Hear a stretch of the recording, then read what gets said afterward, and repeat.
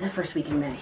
All right, so Okay. so what are we how are we Okay. gonna? Oh yeah. Do you want? Do you remember? You took copious notes, better than the ones we Yeah, I had. didn't bring those.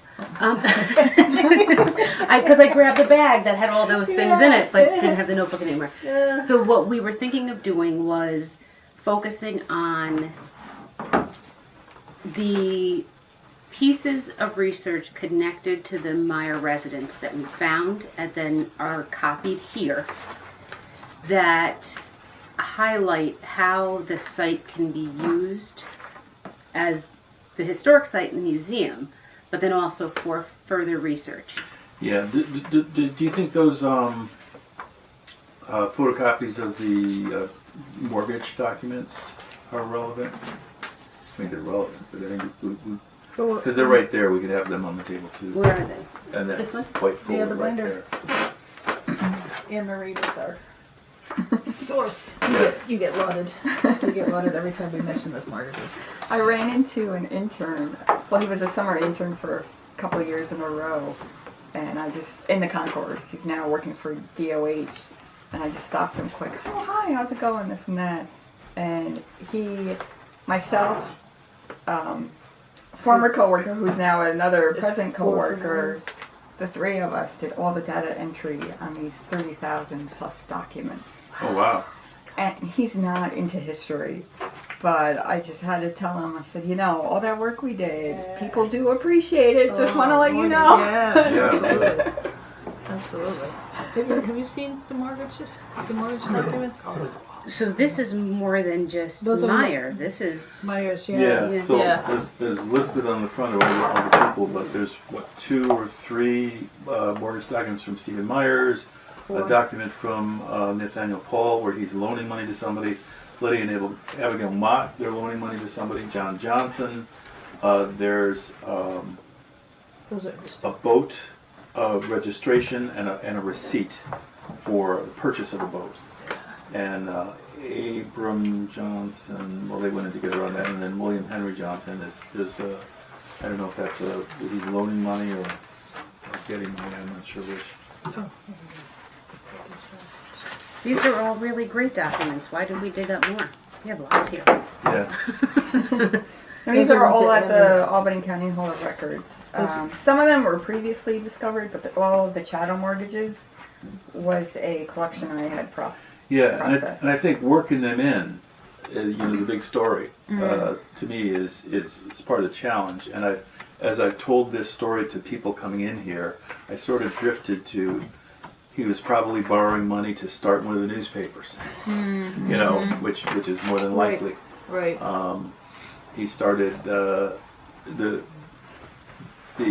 suggestion is that he started a newspaper or a newsletter called the Elevator somewhere in the 1830s, but nobody's seen a copy of it. People refer to it, but nobody's actually seen it. And then it sort of evolves then into the Northern Star and Freeman's Advocate newspaper.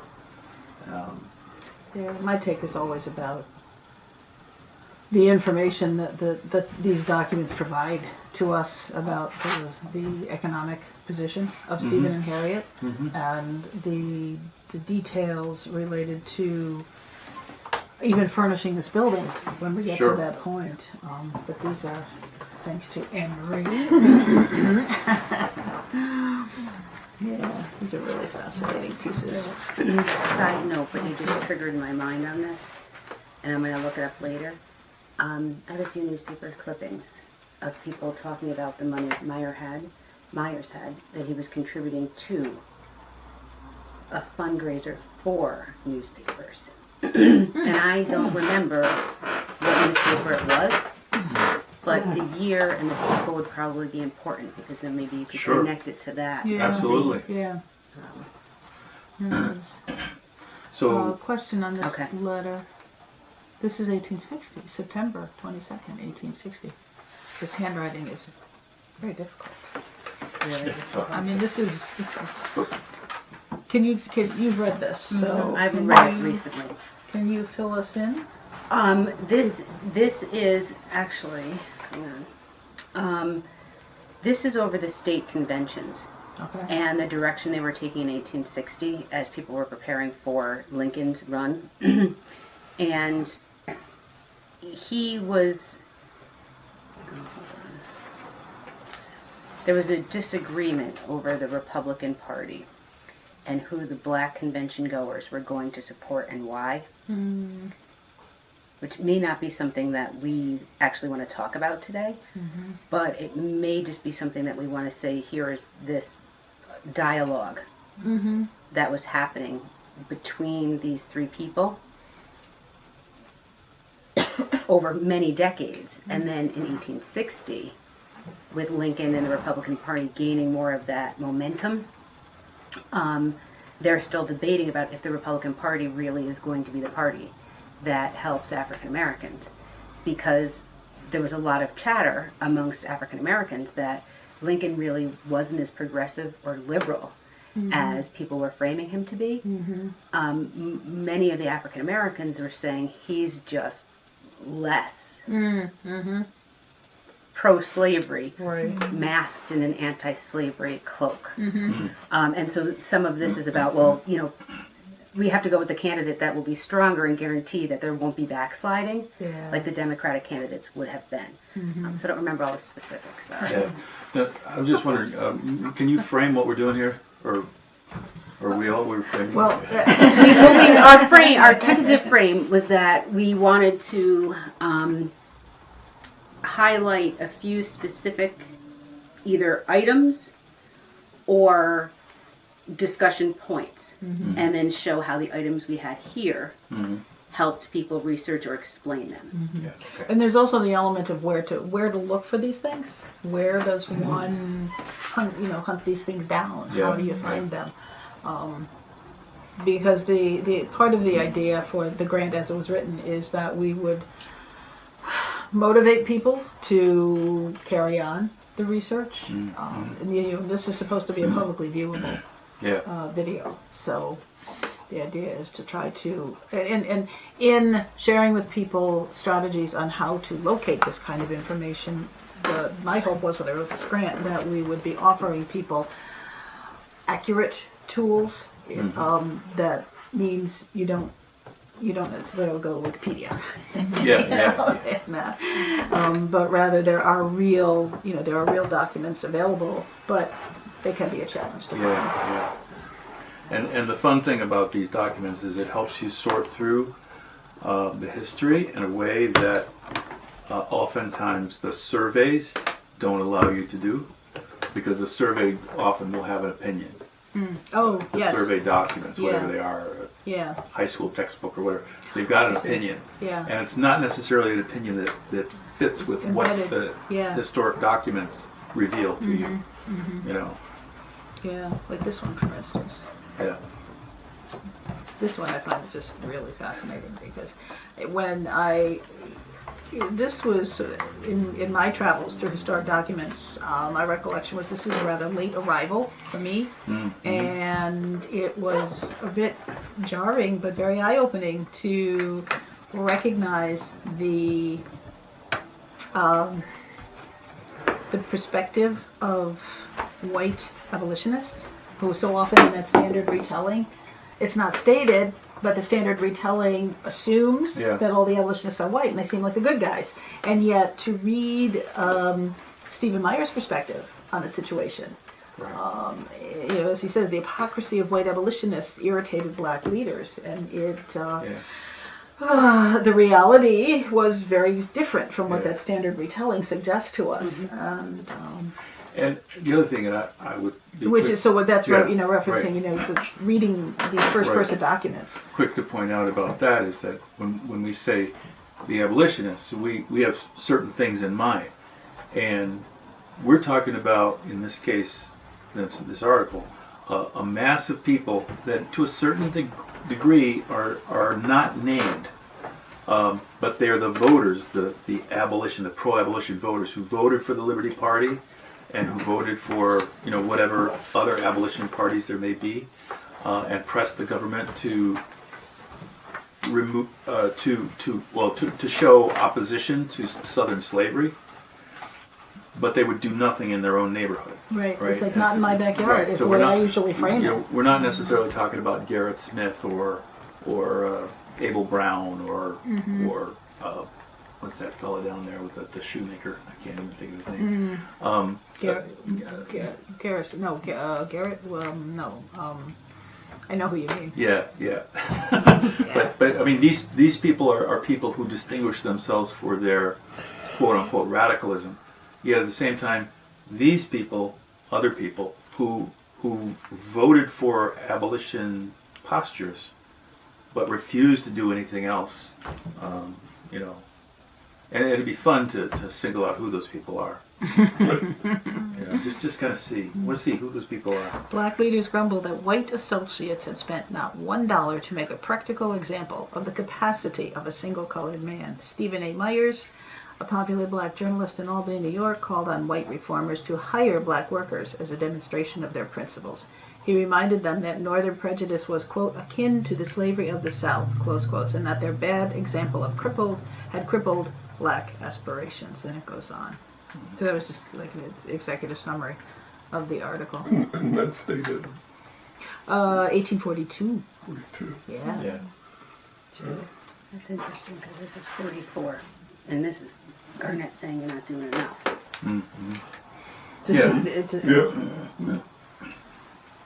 It's interesting, you know, just having finished that 13 clocks, I was surprised to see that there was a growing interest in abolition right before the revolution. Up until about 1775, and then, or early 1775, and then when Lord Dunmore in Virginia, when they talked about the possibility of, you know, freeing slaves who would come to the British defense, you know, suddenly all talk of abolition disappeared, and people like Adams, John Adams, they actually realized that the British threat was going to be a tool to unite the 13, the title of the book, 13, the 13 clocks, is how do you get them all to strike the same hour at the same time. And for the people in the west of the provinces, you know, it was the threat of Native American uprising. For the people on the coast and places like Virginia and everything, it was the slaves. And then they also brought in the Hessians or the Fort, and that ends up making it into the Constitution. Or the Declaration of Independence, where it talks about one of the sins of King George. He has done this, stuff. So there was beginning to be abolition talk way back then, and blacks, both free and slave, recognized, hey, there's talk about this, you know, freedom, this and that, and they knew there was a terrible hypocrisy going on right there, and how do we get included in the revolution? And so that totally dies, and it isn't until well after the revolution that the new abolition movements start up, and it was because, quite frankly, it was a tactic. It was convenient for people like Adams and whatnot to knit together the colonies by this fear, this threat, that because they really didn't have a lot in common with the people out on the west or the people in the south. And this guy's thesis is beautifully done because he does it from passages in newspapers. That this was the finishing touch to knit them all together as one. You got to be afraid of the Indians. You gotta be afraid of the slaves. And you gotta, first they tried to hire 20,000 Russian troops from Catherine the Great, but she said no. But then they went to the Hessians, and they brought in the Hessians. The British were going to hire the... Yeah. Oh, okay. And so this is, That would have been... and it was fear So it was coalescing around that fear that finally yeah.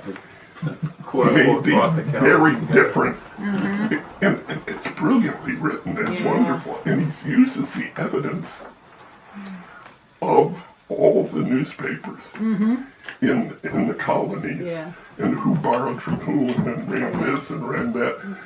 And Adams and some of them, they knew what they were doing, even though they were anti-slavery. They they wanted to control the narrative for getting people, and so they used this fear. Right. Yeah. And I mean, it was, and to some degree, it was a legitimate fear too. I mean, the British were going to Right. do it. It's fascinating, but I had no idea abolition existed. That, I mean, Yeah. Back then. yeah, movements for Yeah. it. And Yeah. I think that concept of fear makes its way into the responses of the white abolitionists Sure. in this time period. Yeah, and even later, when the Myers and the other folks that are creating these suffrage clubs in the late 1850s, and they're pressing the state legislature to vote on giving the right to vote to black men, and it passes the legislature, but then goes out for a referendum, and the referendum loses. You know, so I mean, I think that fear thing is operative in that interchange too. So here's my question. How do we want to frame how we move along? Do we want to start by focusing on, because the questions that we have are, what do we have here? And then the other question is, how do we find it? And then how do we use what we find to tell the story? So say the questions again. What do we have? What do we have here? And it's okay. I think it's okay if they're copies of things. We can still say where they're being Yeah. held. Yeah. But right there, you can come Yeah. here and do thorough research. Right. Right. So what do we have? what do we have here? How do we find it? And then how do we use it to tell the story or put the history back together? So, what do we Sounds need good. to articulate what we have here? Well, do we want to do? I guess what I'm thinking is how. Right. What order do we want to go in, and do we want to pose a question? Right, we could pose the question, and then kind of go around with 2 or 3 people, however we decide, sharing their answer of one of the documents or the things that they found, and why that's important or what it tells us, you know, kind of thing. And then we can go to a different question. Right. Okay. Or we don't have to do it that way. I don't want to be the All right, boss. I like that. No, that's fine. That's fine. That's Because fine. what I'm thinking about as you talk about that, what I'm thinking about is, for me, a starting point is Harriet's letter. Because that was buried in the J papers. And we only knew to look in the J family papers down in Katono at the J homestead site, which is where we had to go. We only knew to look there because a fellow researcher had done some extensive research using the records at the J site and stumbled across this letter. So that's what alerted us to going to find it. And then we utilized the services of the archivist who was there to Right. actually bring out the original for us. And while And actually 2 others yeah, documents. he brought out 2 other documents too, so that there were actually 3 documents related to Stephen Meyer. On the back of my Yeah. jacket. Yeah. That, I don't know if you just created that yourself. Well, You came up, or you we- got the idea I from think somewhere. we stumbled into the dynamic, but it's What, it's oh, real. It read was real aloud? for us Read as well. aloud? Yes. That's a teacher strategy. But An engagement strategy for to the do school of that with teaching. this document that was created right here, Yeah. and you're you're reading it. Yeah. And you're sitting in the room where it was probably drafted Yes. Mm-hmm. Yeah. and where they met. And oh my God, the power of that. Yeah, yeah. So that's about the only thing. That's exactly. I mean, that's a significant contribution because it's more than just reading the words on the page, but then there's also the Yeah. interpretation and what I call the visceral response. As I had mentioned when I was reading this editorial by Stephen Myers, I'd already encountered a number of documents that kind of started me understanding, but then I got to this and I thought, whoa, there's a slightly different situation Right. going on here in the city of Albany, and it wasn't just everybody's on the same page, but they really weren't. And it all, you know what else? It also opened the doors to me to be more attentive to like Henry Highland Garnett, who there was one of his speeches. It might be Resist, where he speaks at a colored men's convention. And he challenges, or essentially tries to promote the idea that the enslaved should rise up. And the folks at the convention were not in agreement with him and his position. I don't know if they voted it down, but whatever, They did. it was a vote that was taken. Yeah. And so there's this editorial, that situation there, and what it started to do was help me understand everybody was not on the same page. Sure. Everybody was not in agreement, which then also fed into my further interpretation of Underground Railroad activity as a movement, which we have since Sure. built up over time. The ultimate goal being the same, but different strategies, different Yeah. pathways, and Sure. lots of disagreement. For me, with this document, I mean, it was the document that led us to this space, to this building, and then to think about, one of the things that's happening with this document is that for a person who comes in here to visit, they're going to sit in the living room, the front parlor, and whether they're thinking about this document or whatever, they're sitting in the front parlor, and they're sitting in a space where some decisions were made about the Underground Railroad, where some people met who were, in a sense, the Underground Railroad. And this is a little bit different than people's imagination about the Underground Railroad. When they think about the Underground Railroad and about, the common thing, I think, is that if they think about anything, they think about some farmer somewhere, a white farmer, who is, making some space available for a person who struggles and comes to the black person who struggles and comes to the door, who's fleeing from enslavement. And that's kind of like an image of the Underground Railroad.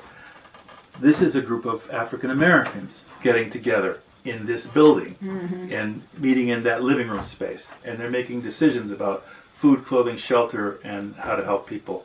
And that's the Underground Railroad. And you can be in that room.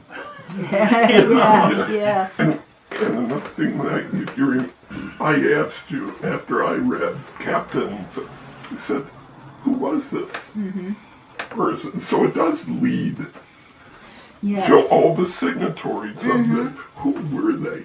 Into other documents, like you told me who he was, that he had a business, on the river and whatnot. Right. I'm assuming you get that from the business directories. Then here's another period document.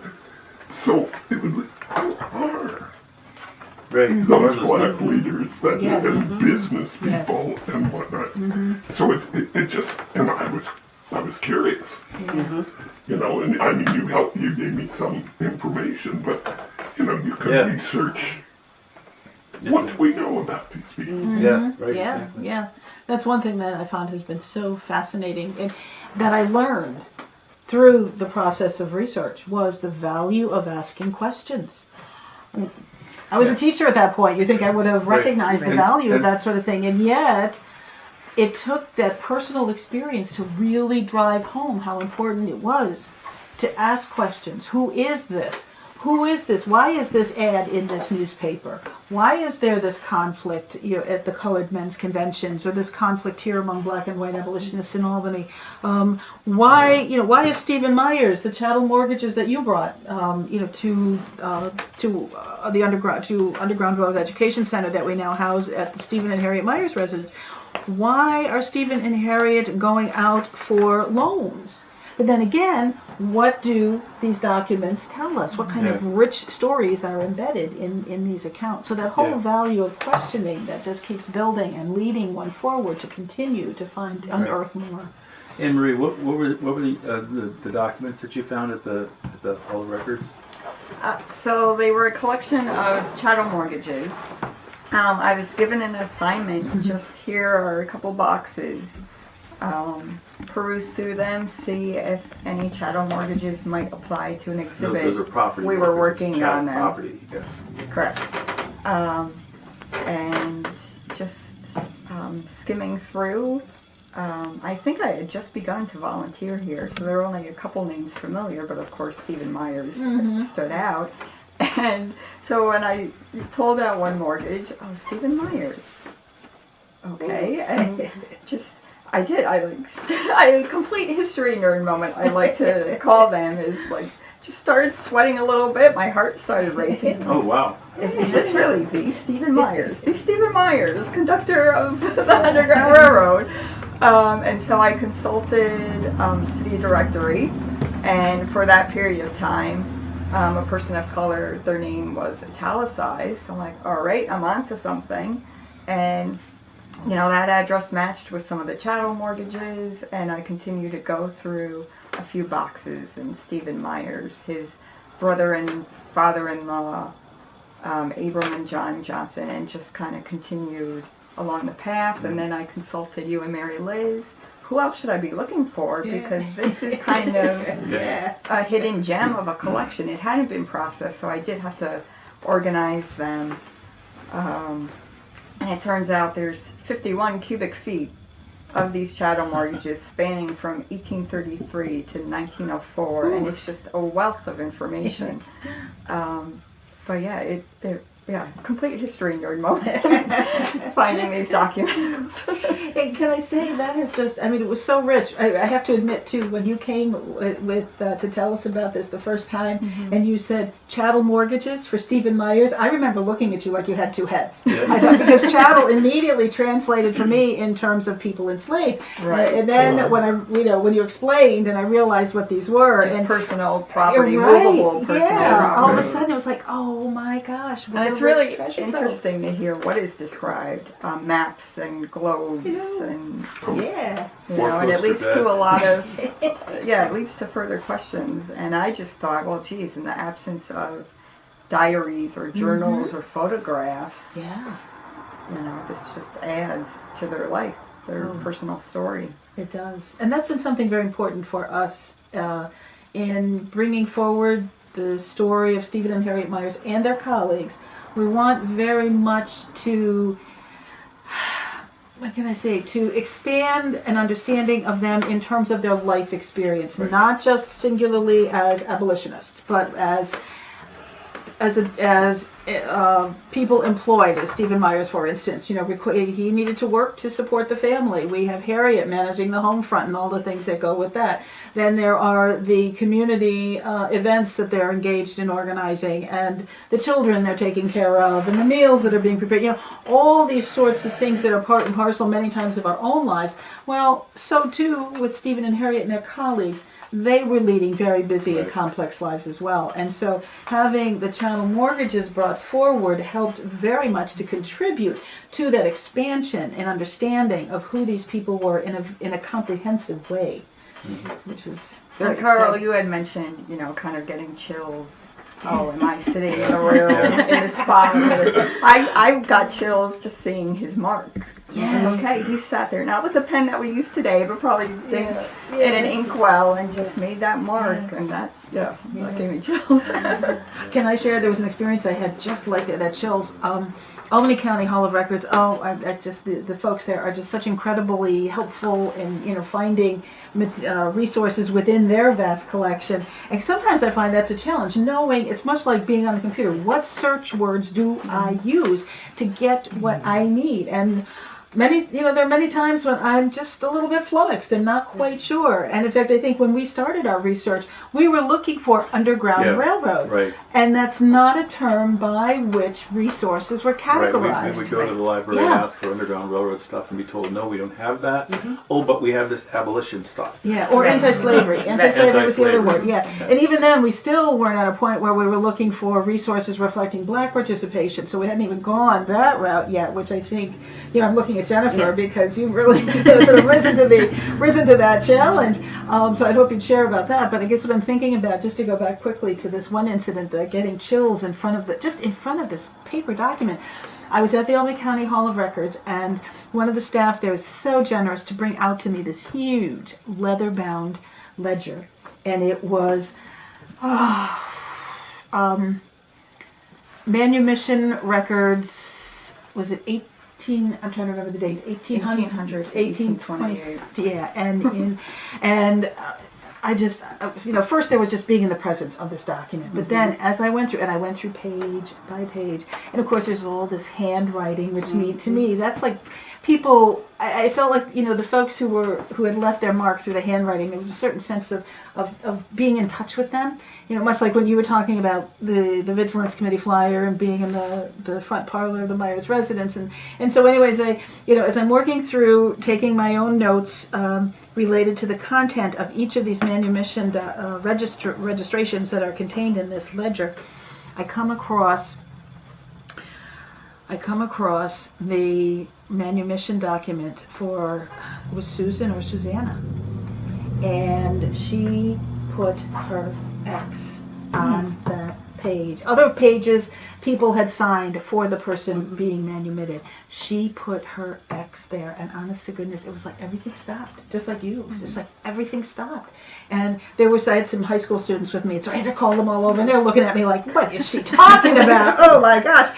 But it was just one of those things where it was just... Yeah, like Susanna actually signed it. Yes, yes, Yeah. right there, and there she was, so yeah, there are those moments, But looking to you, Jennifer, too, about the, sort of researching and finding resources that reflect black participation in history generally, but Underground Railroad history in particular, that sometimes seems to prove to be very challenging.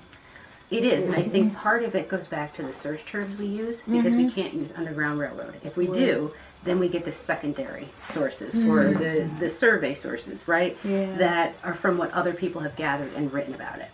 And so one of the things I think is so important is in anything to start using those names. The names are so important, because once you start searching by some names and you get in the right time period in different sources, that starts to lead you to different communities and to different conversations people were having, especially if you do it through the newspapers. I am a lover, I really am, of old newspapers, because when you dig in the old newspapers, it is what people themselves wrote and sent in that was printed, especially for the black abolitionists who start to print their own newspapers, but also are sending their letters back and forth to the newspapers. So they're actually having conversations back and forth, printed for the public to read in the newspapers. Right? So it's not like you have to go to deep, dark archives where these things may still not be indexed or cataloged. In some ways, you find them right on the front page of the black press, right? And they go back and forth at each other, which is fascinating.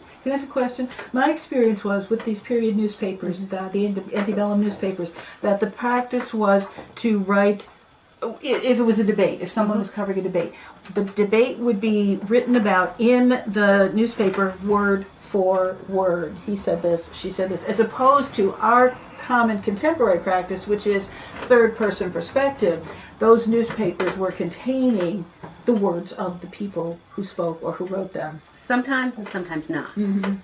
Sometimes it's just the editor of the paper saying, I'm covering this. Oh, okay. So-and-so is alluding to this or that, or, Then other times it literally is a word for word. Or it'll say it's submitted from. Okay. The other thing is they would reprint from each other's newspapers. Yeah. So that's also really great, because you may not be able to have access or get at certain papers. But you, from the ones that you do have, you'll find it. And that gives you a hint of where to keep looking, what other papers to go get, and what else might be there on different dates or at different times, because now you found it. There were a number of things that I found, interestingly enough, that were printed in Ohio and Illinois, but had to do with this area. So when I was trying to search in this area, depending on what was digitized or what I could find on microfilm at the time, I wasn't coming up with that. But by doing a general search in other places, that would produce it. So now here I am reading the Illinois paper or the Ohio, one of those papers, and it's telling me all about what was printed in Stephen Meyer's paper because they covered it. So it's another way to get at those things. It helps you to see who else may have lived in the area or who else may be living in the same house, right, in the same household. Now you got to be careful because the censuses differ over time, right? But the great part about it is you start to see within a block or within a neighborhood, and you can start to piece together a little bit once you have those names who may have passed each other every day, right? They're living on the same block. Yeah. Who may have boarded together for a little while and then live elsewhere. And when you see some of the people's names, especially when they're meeting at the conventions, which I also just love, because it means people from all over the state are coming together in different locations and largely staying with each other, because most of the hotels and other places like that were racially segregated at the time. So it means there's the house, this is the location people met. If they're going to this convention, then you can go back to the census and say, here's who's in the house, here's a couple of places they might have stayed. What does that look like on the landscape of a city? Right? So you can layer it together that way. Yeah. So those are my favorite. The newspapers, then use the census, and then going to the conventions where they're issuing their minutes, and they issue those. Those are typed up, written by them, and then printed in the paper and in pamphlet form. Yeah. How does one locate documents related to the conventions? There's a website. It's the Colored Conventions website. And they have digitized a ton of them, so it's open access. Nice. Anybody can go on and find them. Some of them are taken from other books that have been printed in the past. The primary people who have compiled them Yeah. in the past from the primary documents themselves. Yeah. But the Colored Conventions website has digitized them Yeah. all, so you can go on and read them from before the Civil War and after the Civil War in all the different states in America. And if you have a hankering, Philip Foner actually edited a number of volumes collecting them. Who is that? And Philip Foner, he's the father or is the uncle, I'm not sure of it, of Eric Foner. And Eric Foner is a contemporary. Eric Foner's professor. contemporary, New York, I think, New York University. I think so. But Philip Foner edited a bunch of volumes, and you can get them at generally used bookstores, ABE Books or Libris, or even Amazon. Yeah, and sometimes having those having I the like hard having the copy. books. Yeah, I like a hard copy Yeah, it's also nice. I find just it makes it easy to go back to. Yeah. And what did this say over Yeah. here? Oh, what about So I And know there are I'm some a big libraries fan. that have them too. So, Yeah.